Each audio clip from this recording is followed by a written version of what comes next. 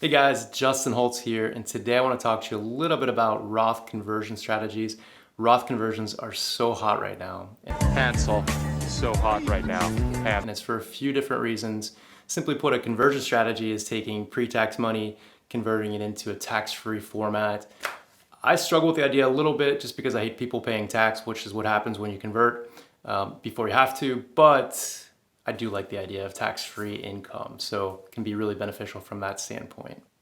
All right, so what are those factors that are making this a great time? Two things really. The Tax Cut and Jobs Act of 2018, which created historically low tax rates, making it a great time to do a conversion with a lower tax bill potentially, as well as the Secure Act of 2019, which took away the Stretch IRA for non-spouse beneficiaries. You now have to take all the money out within 10 years, creating a potentially pretty large tax bill for your heirs.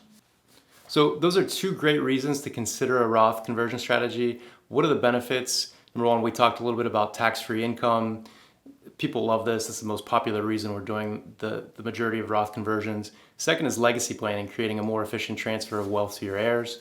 The third reason is tax diversification. What is tax diversification? It's creating different buckets of money. You have pre-tax, tax-free, as well as hopefully a taxable investment account. What this does is just create a hedge against the future movement in tax rates. The fourth thing is actually Roth IRAs are not subject to RMDs at age 72. And lastly, you may be able to avoid the Medicare surtax from Roth distributions.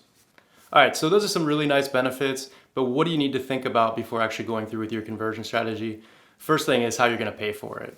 So when you convert a potentially large account balance from pre-tax to tax-free, it all becomes ordinary income in the year of the conversion. Generally not a good idea to take it from the proceeds of the conversion. You're taking away from your tax-free growth account balance. And if you're under 59 and a half, there's going to be a 10% penalty due on that. So some things you can consider is maybe taking it in smaller chunks over the course of a few years to offset some of that tax liability up front. Another thing you need to think about is if you're going to need the funds within 5 years. So there's a 5-year rule that applies in order to get those qualified tax-free distributions from a Roth IRA. You also need to consider your tax bracket. Is this going to push you into the next marginal tax bracket? You definitely don't want to do that. I mentioned you can convert in chunks, which may be a better strategy. And are you considering moving if you're close to retirement and that may be part of your strategy?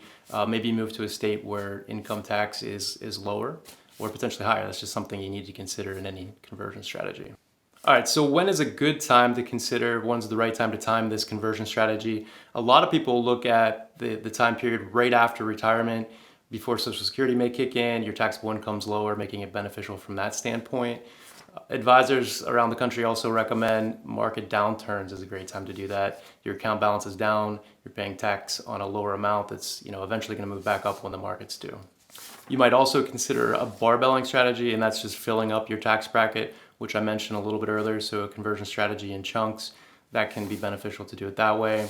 And then there's also the backdoor and the mega-backdoor Roth conversion strategies. The backdoor Roth is simply opening a traditional IRA, immediately converting it over into a Roth. This is beneficial for people who are over that income limit where they actually can't contribute to a Roth IRA. So then you just kind of do the conversion right up front. The mega-backdoor is just a higher amount. You have to have a qualified plan that does allow after-tax contributions to that account. All right, so bottom line, I hope you found this helpful. Roth conversions can be a great strategy for a lot of people. If you'd like to know more about it, please feel free to reach out. Check out the blog post we wrote on it.